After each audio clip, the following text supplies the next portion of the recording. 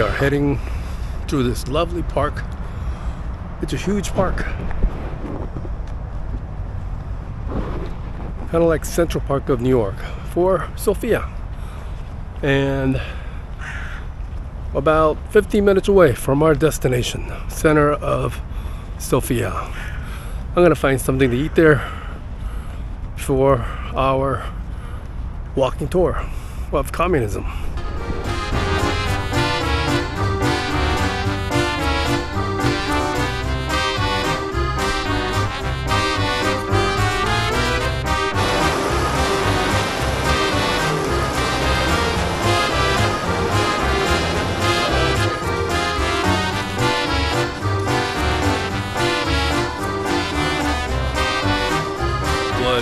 Raining like crazy a few minutes ago. Now it's sunny. It's like that in Bulgaria.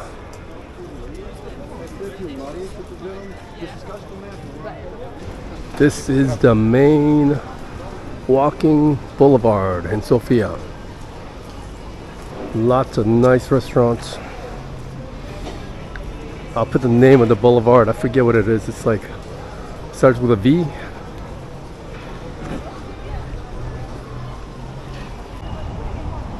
Their headquarters. So over here we have the former headquarters of the Communist Party. Today it is used for the administration of the parliament. And at the two sides they built two identical twins, two identical buildings. One of them is... That used to be the headquarters of communist government. I knew it looked like a communist building. This is the presidential office. Those are the presidential guards. And the guide was telling us, although Bulgaria had joined the Axis, joined the Nazi Germany, Italy, and Japan alliance in 1944, September, when the war was going bad for Germany, they decided to declare war on Germany. In 1944 September, Bulgaria declared war on their former ally, Germany. But that same day, Soviet Union declared war on Bulgaria, and they started to invade Bulgaria. 1944 September, Bulgaria had all the enemies in the world, all the allies, and Nazi Germany were at war with Bulgaria. You can still see the hammer and sickle right there. This used to be the headquarters of the communist government here in Bulgaria. So in September 1944, with all the countries in the world at war with Bulgaria, the Communist Party of Bulgaria decided to start a coup. They overthrew the government and they took over. They disbanded the police. That's how Communist Party began here in Bulgaria. The ultimate goal for communism was to have everything available for free. So you could go to the store, take as much as you want, and you could work as little as you want. And the goal was to achieve this by 1990. But the Berlin Wall fell in 1989, and this was never achieved. And you know what? There's no way that would ever happen. Everybody getting everything for free, they could work as little as they want. This is gonna fail totally. So communism, true communism, never happened in any country around the world. None of the countries have communism. Not Soviet Union, not China, not Cuba, not North Korea. This looks like a communist neighborhood. gives me that vibe.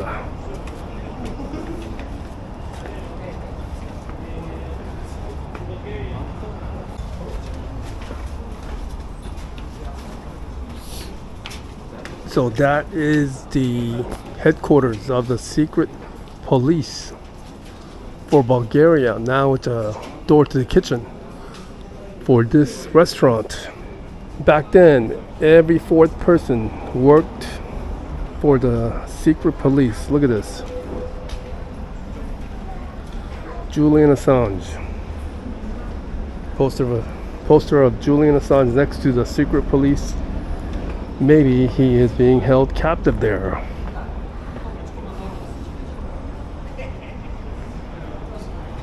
In the 1950s and 1960s, people did not know whether your friends were informants of the Bulgarian secret police. So they have to be careful. Every fourth person was an informant, informing on their friends and family. The guy told us about a famous writer. He apparently wrote something that was not appreciated by the Bulgarian government. He got wind of it and he fled. He went to the UK, but the Bulgarian secret police chased him down and killed him with the poison dart in London.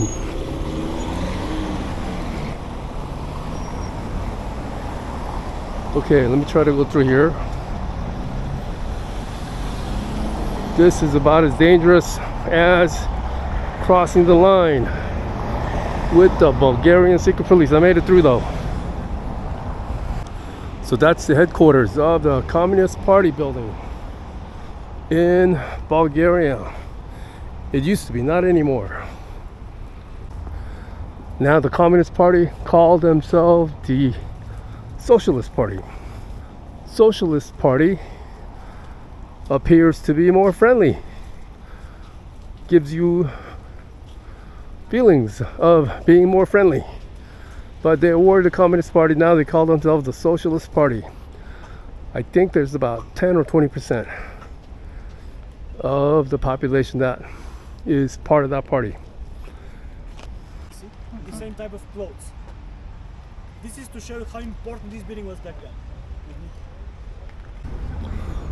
Over there was the royal palace where the king used to live.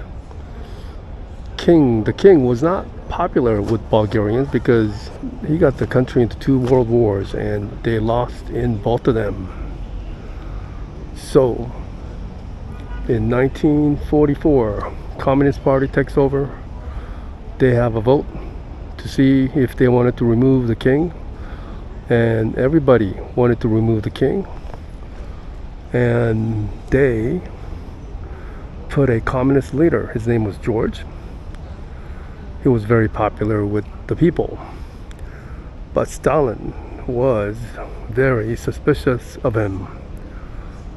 Stalin was suspicious that he was going to ally with Yugoslavia and with Turkey.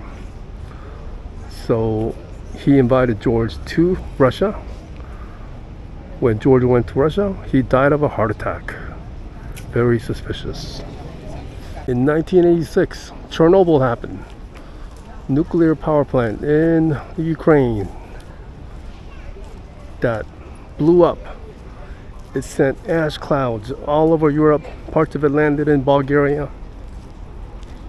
Parts of it landed in the crops of cucumbers, tomatoes, other vegetables that were being grown here. And that year and the following few years, there were huge increase in cancer. That year, May Day parade, which was a very important parade, happened a few days after Chernobyl. The most important people were absent from that parade. The Communist Party leaders. They were trying to save their skin.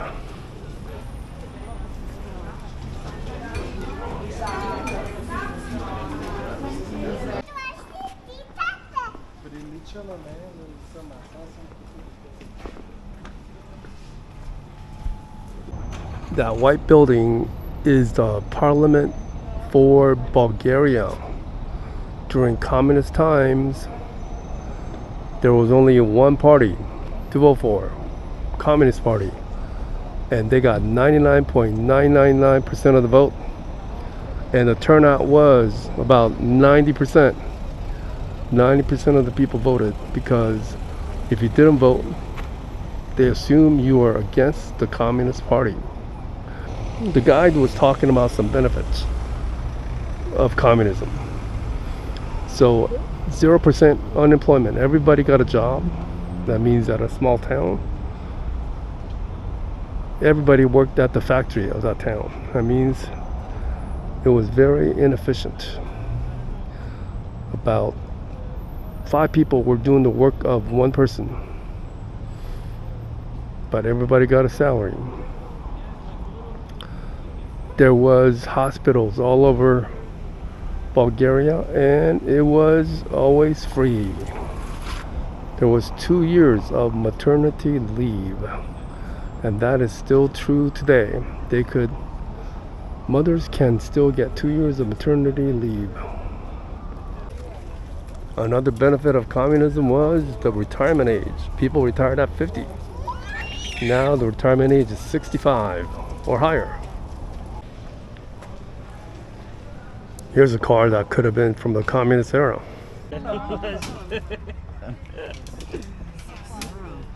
The media called these the US pop heroes. In 2000, That statue is commemorating the liberation of Sofia by the Soviet army. The problem is, Soviet army never liberated it. What happened was the Communist Party of Bulgaria did a coup to overthrow the government. Right here, these statues were changed several times. They were first changed into superheroes, American superheroes, next pink to symbolize the Velvet Revolution, and it was painted the colors of the Ukrainian flag when Crimea was invaded by Russia. Apparently, the Bulgarian government is changing, unstable. They've changed the government several times. The last change happened a month ago. The previous government was pro-Russia. The current government is pro-Ukraine. And the government seems to change every 5 months.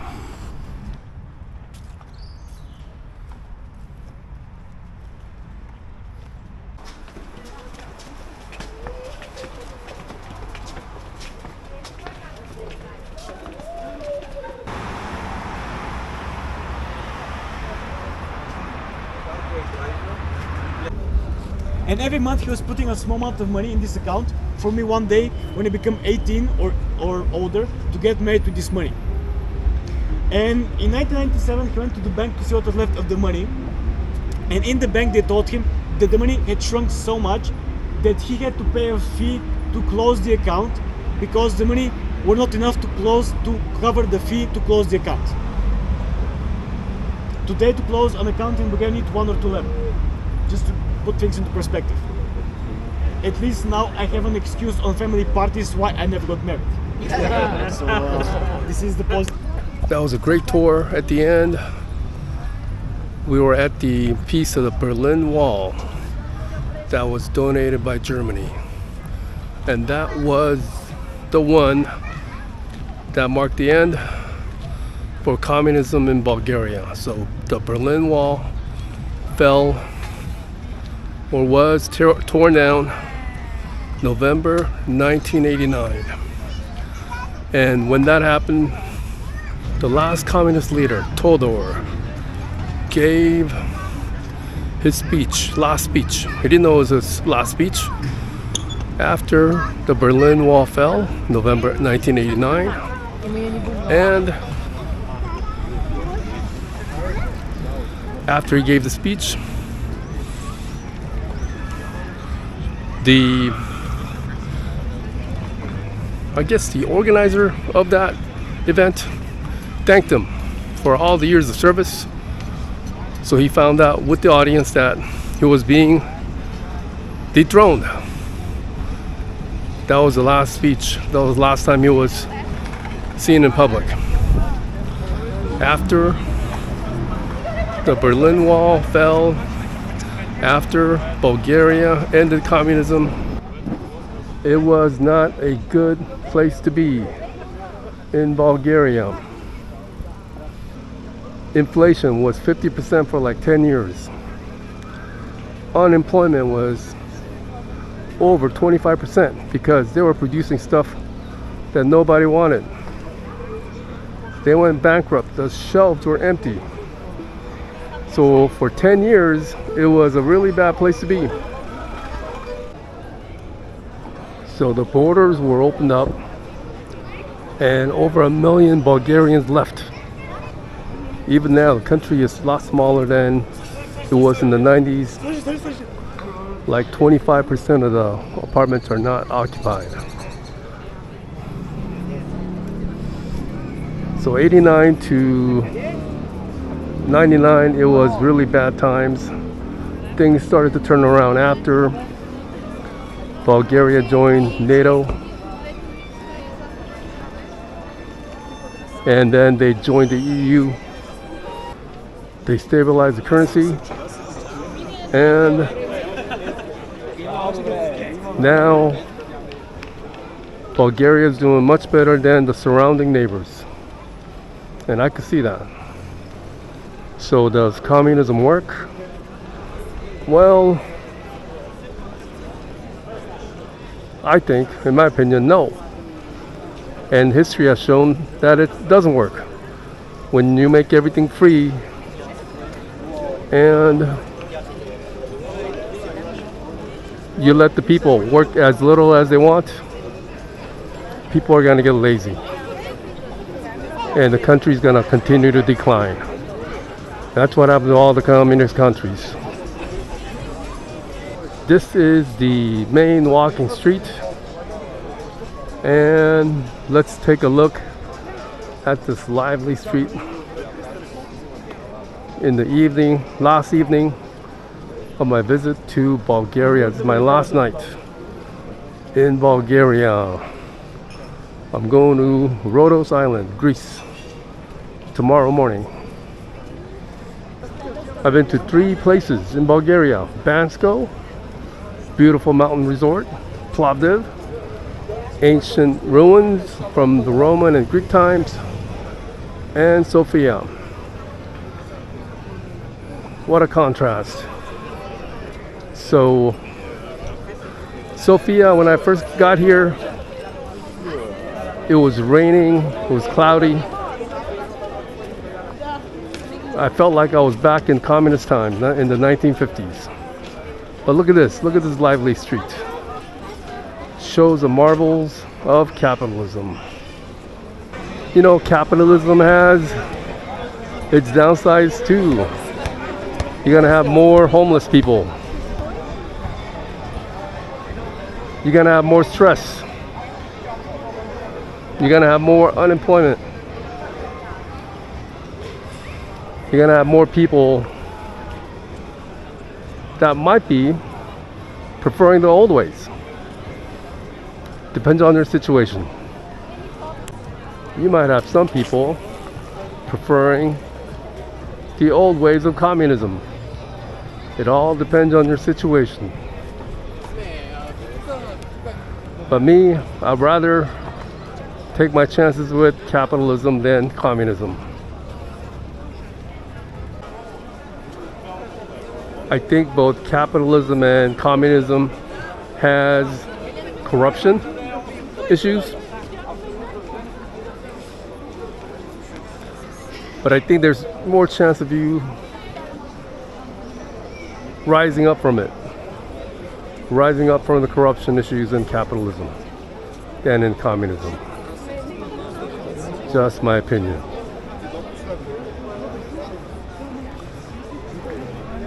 And the current form of capitalism right now, it's not pure capitalism either.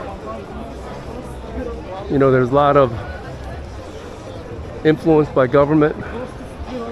There's a lot of socialism mixed in. So we haven't seen pure capitalism or pure communism.